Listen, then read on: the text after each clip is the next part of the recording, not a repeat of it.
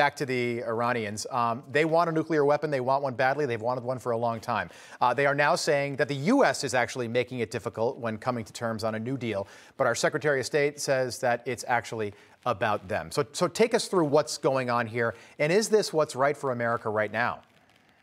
So my question would be, why are we negotiating with any power at all on a nuclear arrangement when they've offered up some sort of hit list about who they'd like to take out next because we knocked out one of their terrorists last year, including a U.S. president? Why would we be at a diplomatic table with this country? And, to take everybody back to what the JCPOA was, this was not going to disable Iran from getting a nuclear weapon. It was only going to slow them down. Right. And so when Iran blusters, as they typically do, that we're the problem, the West is the problem, we absolutely need to be at this table with either strength or not be at the table at all until Iran starts to meet some conditions that the world community would put forth. Fred, to you, and just for people that are waking up, it's 7:40 in the East right now. What would a nuclear Iran mean for us here at home? Well, I think a nuclear Iran would be an enormous threat to the Middle East and is an existential threat to the state of Israel, which is why Israel is not going to tolerate an Iranian nuclear weapon. If Iran seems close to getting one, I think there will be airstrikes.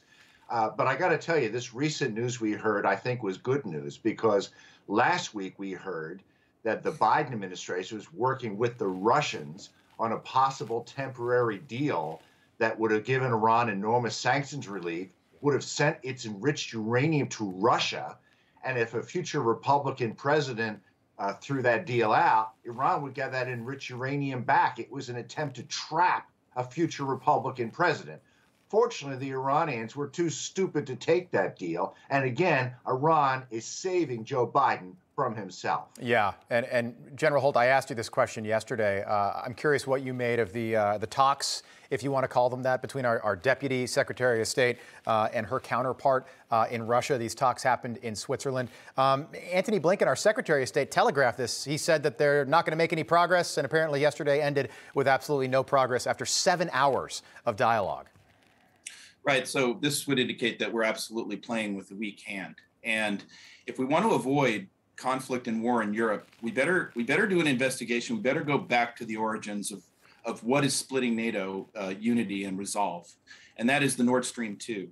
The financial arrangements, the drive that Putin has through that pipeline to disintermediate Ukraine from the West and to split NATO unity at the same time while enriching Russian bank accounts and Western bank accounts, right, is where we need to look if we're going to go find the aces that we need to have at the leverage table, at the bargaining table. Fred, by the way, if you're at home and you're not a subscriber to Newsmax magazine, I encourage you to do so. Fred Fleitz had a great article about the situation in China and Taiwan. But a lot of those same themes, Fred, I think apply to Russia and Ukraine. Does the Biden administration need to sort of end this limbo, this ambiguity that we've had for a while when it comes to, if Russia invades Ukraine, what we do next?